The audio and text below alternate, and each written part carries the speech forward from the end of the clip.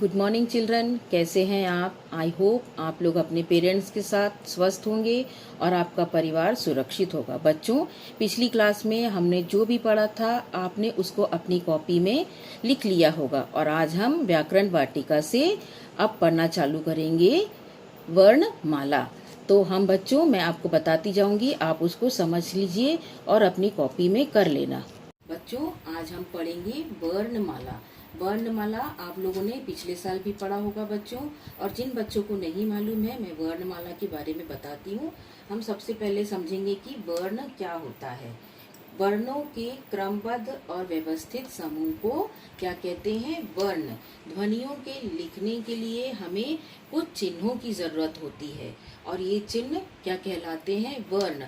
और ये वर्ण किससे मिलके बनता है? स्वर और व्यंजन से। स्वर और व्यंजन के मेल को बोलते हैं वर्णमाला। तो क्या बोलेंगे बच्चों? जो ध्वनियों के लिखने के लिए हमें कुछ चिन्ह जैसे अ, आ, ई, क, ख, इनको जोड़ के हम जो चिन्ह बनाते हैं और जो हमें लिखने के लिए, बोलने के लिए, मुंह से बात करने के लिए जो जरूरत होती है वो कहलाती वर्ण। और उस वर्ण को पूरा करने के लिए उसको स्वर और व्यंजन के द्वारा जोड़ा जाता है। तो बच्चों, हम अब आएंगे स्वर में। स्वर किसे कहते हैं? वर्ण दो प्रकार के होते हैं, पहला है स्वर और दूसरा है व्यंजन। स्वर में अ, आ, ई, उ, र ऋषि का, ए, ओ, औ। ये हो गया, क्या हो गया हमारा स्वर। तो स्वरों को बोलते समय मुंह से बोलते समय हवा बिना किसी रुकावट के निकलती। जैसे हम अ बोल रहे हैं तो कोई रुकावट नहीं हो रही, आ बोल रहे हैं तो उसमें भी कोई रुकावट नहीं हो रही। तो इसकी परिभाषा क्या होगी? स्वरों को बोलते समय हवा बिना किसी रुकावट के मुंह से निकलती वह कहलाती है स्वर।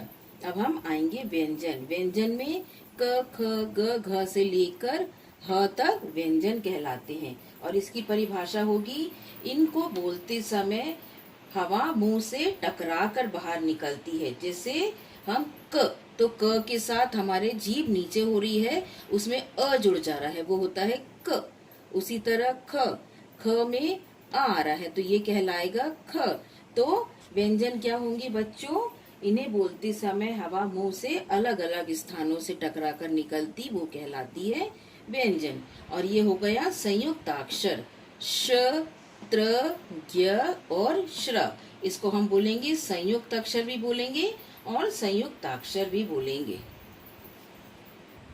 संयुक्ताक्षर की परिभाषा क्या होगी बच्चों? उसकी परिभाषा होगी, जब दो व्यंजन एक साथ आए, यहाँ पर श आ गया, उसके बारे में बता रही हूँ। इसमें पहला व्यंजन स्वर रही और दूसरा स्वर सहित हो, वह कहलाते हैं संयुक्त व्यंजन या संयुक्त अक्षर। अब इसको मैं आपको ब्लैक बोर्ड में करके बताती हूँ। तो बच्चों, मैं आपको बता रही संयुक्त और संयुक्ताक्षर। आप लोगों ने समझ गए होंगे संयुक्त और संयुक्ताक्षर किसको बोलते हैं।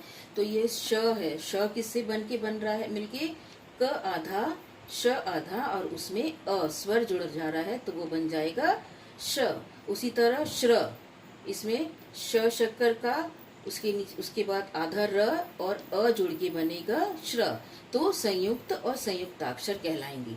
मैं आपको कॉप बुक में मार्क करके दूंगी, आप उसको अपनी कॉपी में लिख लेना। तो अब इसके बारे में हम जल्दी से पढ़ लेंगे। तो वर्ण किसे कहते हैं? ध्वनियों के बोले और लिखे जाने वाले रूप कहलाते हैं वर्ण। और वर्णमाला होती है वर्णों का समूह, मतलब स्वर और व्यंजनों का समूह। वर्णमाला कितने प्रकार की होती है? वर्णमाला दो प्रकार की होती है, स्वर और व्यंजन। स्वर क्या कहलाएगा? मुख से हवा बिना किसी रुकावट के निकले, वो कहलाती है स्वर। अ, आ, ई, ये कहलाएगी। और व्यंजन क्या होगा?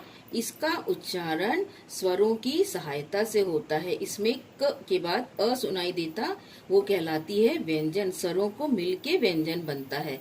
तो इसे बोलते समय हवा मुख से टकराकर बाहर निकलती, वो कहलाती है व्यंजन। तो बच्चों, आपको समझ में आ गया होगा। मैं बुक में मार्क करके आपको भेजूंगी, आप उसे घर में पढ़ना और हो सके तो अपनी कॉपी में लिखने की कोशिश करना।